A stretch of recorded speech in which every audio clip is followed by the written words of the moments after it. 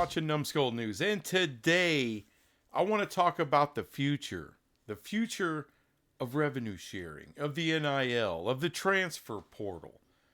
We had some things come out today.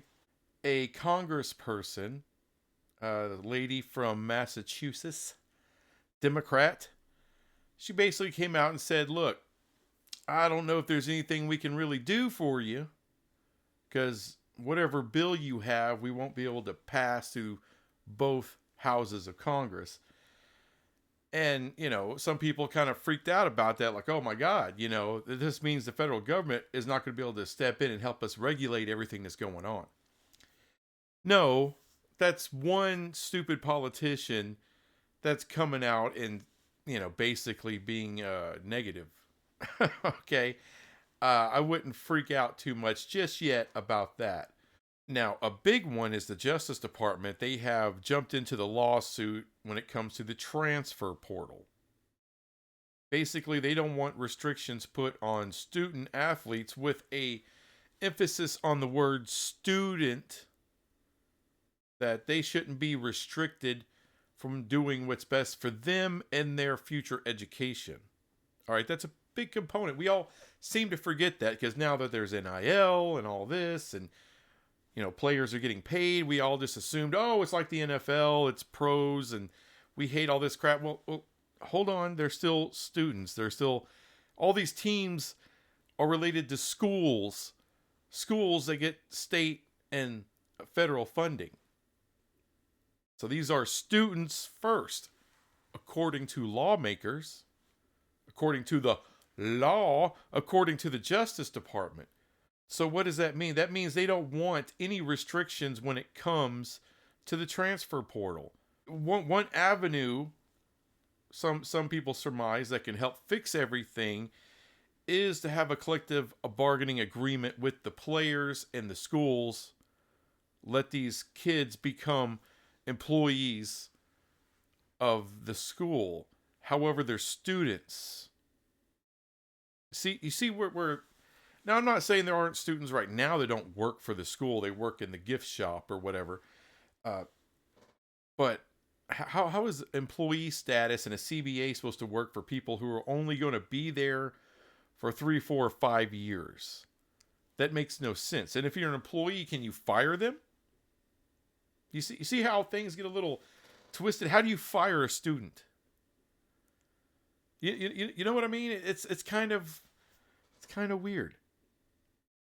And NIL, there's all this talk been of bringing NIL in-house to where now anyone who wants to sponsor, a player, an athlete, like a Coca-Cola or Budweiser or Nike or Powerade or Gatorade or whoever wants to sponsor somebody, wants to put them in an ad campaign or whatever, they have to go through the school to do that? I thought these kids could get agents. Oh, they can get agents. But still, all deals have to go through the school? I mean, who's thinking of this shit? These are universities. These are colleges. Institutions of higher learning. They're not sports agents. They're not. None of them are. As a matter of fact, to be a sports agent, you have to get certified and all that. So they're going to go through that rigmarole in order to do that. Just bringing NIL in-house. Is it really that easy? I don't think it is. I think there's some law shit that comes into effect that's going to make that a little touchy. But when I look at everything, what kind of rules can you get through Congress? Right? Everyone wants to try to get a hold of some of this stuff. So how do you do that? Well, number one, I think you can get something passed. Like what the thing what Charlie Baker was talking about. I think it's got to be different, though. I think you got to think in terms of the politicians and what they want and what they'll support on both sides of the aisle. All right, so everybody wants the players to get paid. Fine.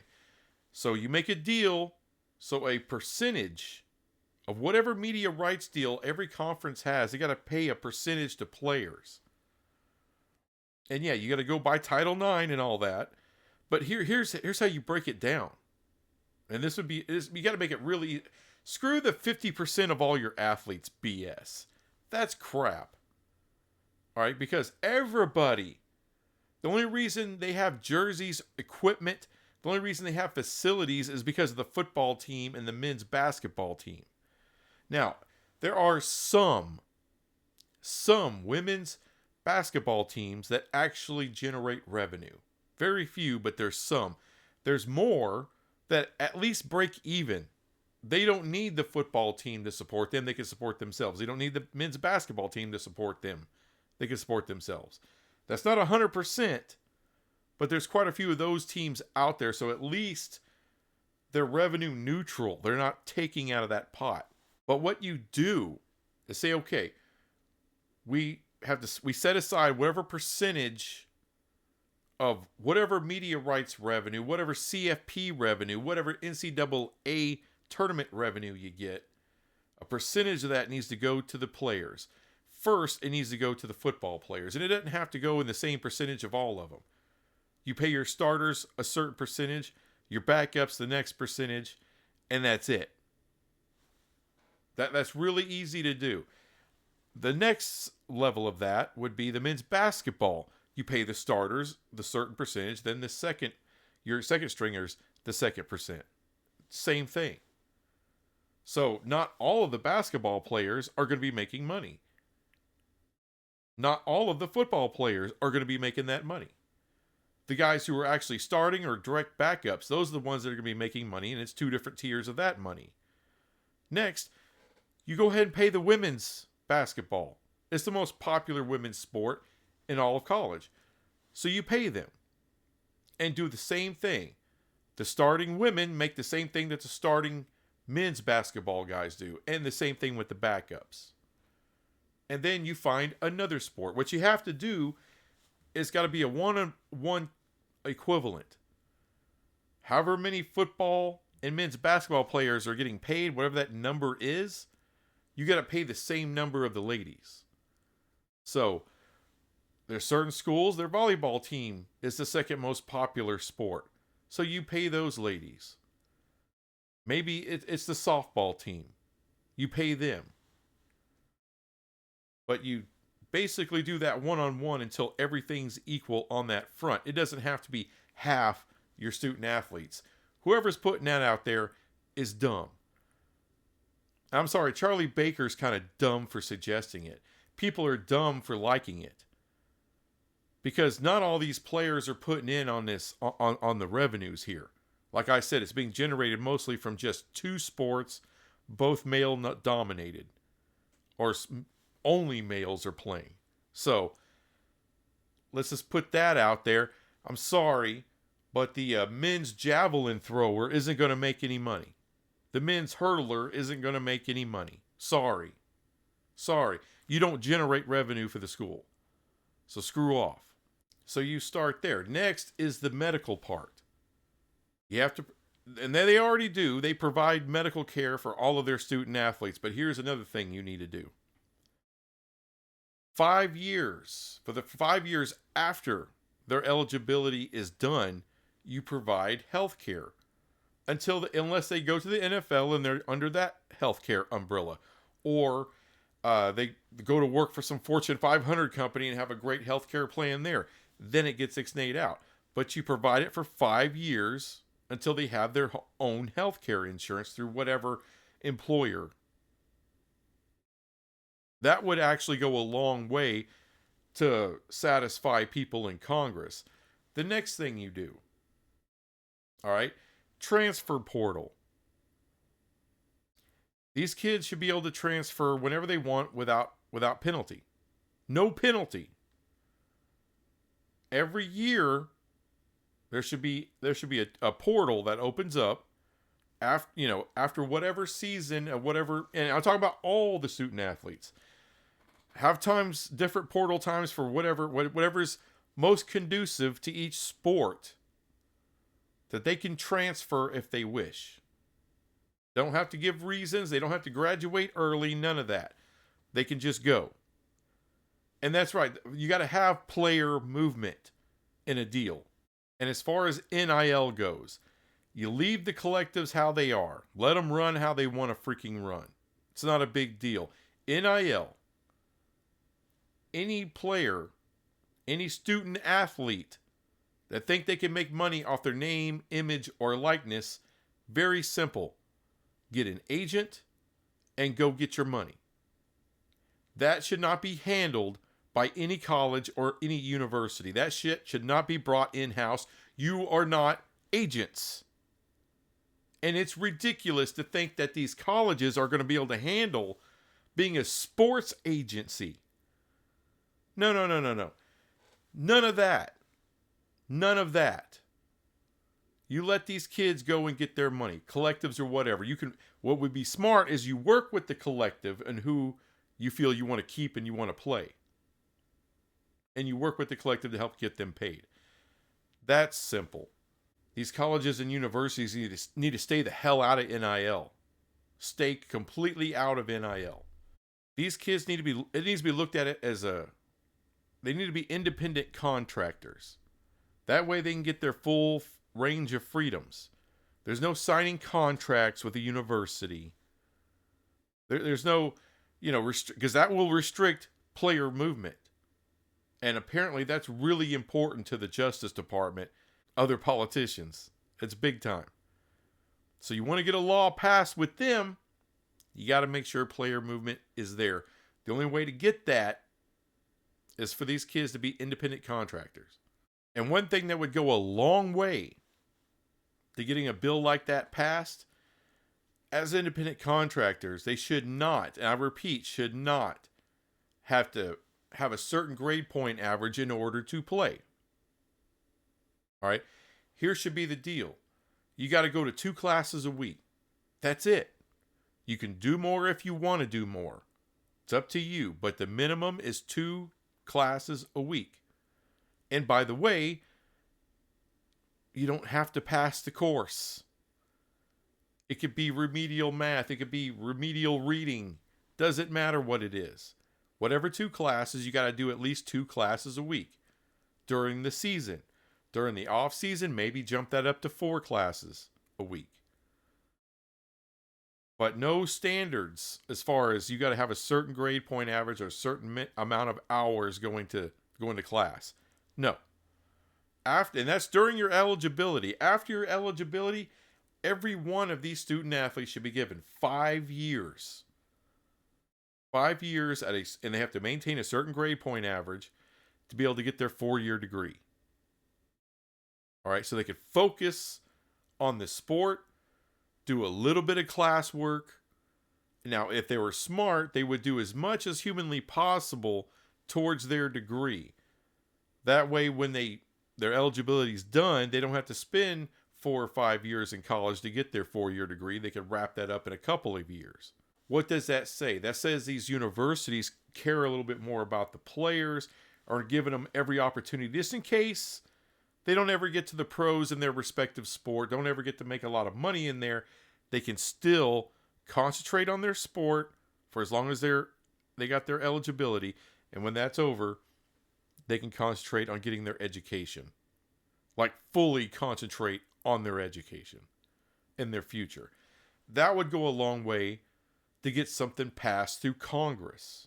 Because I think what this lady's saying is basically you're missing some points here. This lady from Massachusetts, this Democrat congresswoman, or I don't know, I can't remember if she's a senator or a congresswoman, I don't know. But she's in Congress. She's being a negative Nelly. But I think the reason why is because the people that are trying to get Congress to get something passed through the legislature and get a lot of this stuff cleaned up and protect them from future lawsuits, that's big. You got to have something that's going to appeal to both sides of the aisle. And I think if you address more things like that, it'll get that done. But what we know for sure, no matter what happens, I don't care if you have a CBA. I don't care if they are these college kids turn into employees, which I think would be stupid, but let's say they do that, you're still not going to be able to restrict player movement. The transfer portal is going to be wide open. And it looks like the Justice Department, the American government, wants it to stay open for these student athletes. Because look, if you're a regular student, not a student athlete, you've got every right to drop out of whatever school and go to another school. It's whatever you want to do. No one can restrict you from that. And a lot of these politicians have done exactly that. They went to multiple institutions. So why would they want to restrict those guys from having the same ability? None, and I do mean none, of these conferences, including the Big 12, none of them want to do collective bargaining. None of them want these players to unionize. None of them want to make them employees. And really, I agree with them. And by the way, I'm a union guy. I'm part of the Teamsters. You don't get more union than that. But I think when you're only at a place for 3, 4, 5 years, what good does the union do you really? I no one's told me that. I mean, that doesn't make a lot of sense. If you're working someplace that you're going to be spending decades at and you're going to retire from that place, a union's a great thing. But 3, 4, 5 years, what are they going to really be able to do for you? Here's the thing. They want to protect themselves from future liabilities, future lawsuits. And I get that's the main reason that they want to go through the government and get something done there so they can get their protections. And by the way, I'm cool with them getting those protections. Price of an education is a lot, especially when you add room and board. That's incredible. Books and all that. That's a huge cost. Unfortunately, getting an education nowadays is a big, mega freaking cost. So to get all that for free, or if you look at it as pay, that's pretty damn good. That's a high amount of pay. Now, if you want to add healthcare, you want to add in media revenue sharing, come on. But there's a way to do this. That's all I'm saying. It's complicated. It's weird. But so far, the way I'm reading it, and the way I guess speculate on it, is that the best thing for these kids is to be independent contractors. Student athletes, but also not working straight for the university, but independent contractors. That allows you a ton of freedom. If you could tack on the things like, how you get your education after your eligibility. If you could tack on the healthcare, 5 years of healthcare, or until you get your own healthcare after your eligibility is done. I mean, you're offering these kids a shit ton, and it should be enough. But unfortunately, in this day and age, you're going to have to, and especially in this country, because we don't have any kind of tort reform or anything, you're going to have to deal with lawsuits. If the government, if Congress is not going to get behind anything, and they're not going to give you any kind of protections from that, you're just going to have to deal with it. And to me, kind of, tough shit. You want to make billions of dollars in sports athletics, and there's billions of dollars to be made. Part of that's going to have to be fending off stupid ass lawsuits. Like, I'm sorry, I don't feel sorry for any former athlete that's now suing because they didn't get to participate in NIL.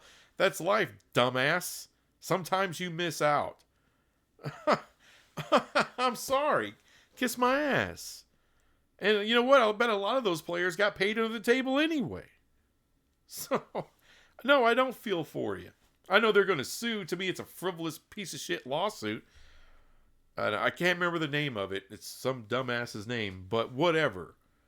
They're probably going to settle that. They're probably going to pay that out. But like I said, I don't feel bad for one freaking kid that didn't get paid before because they weren't allowed to get paid. I didn't like that rule. No one really liked that rule, but it was a rule. Deal with the shit. You didn't have to participate. Well, I wanted to go to college. Go to college. Well, I was track and field. That's the only way I can get it paid for. Oh, they paid for your education. Suck a dick. Kiss my. I don't feel bad for any of these people. Now they want to sue because we weren't allowed to make money. Shut up. Just shut up. I hope that shit gets thrown out of court. The NCAA, they're ballless anyway. They'll probably go ahead and settle that. I would fight it till the damn death, and hopefully you get a logical judge that'll throw that shit out because it's stupid. Anyway, that's all I got. That's all I got on this right now. I'll be back with some other crap later. Bye.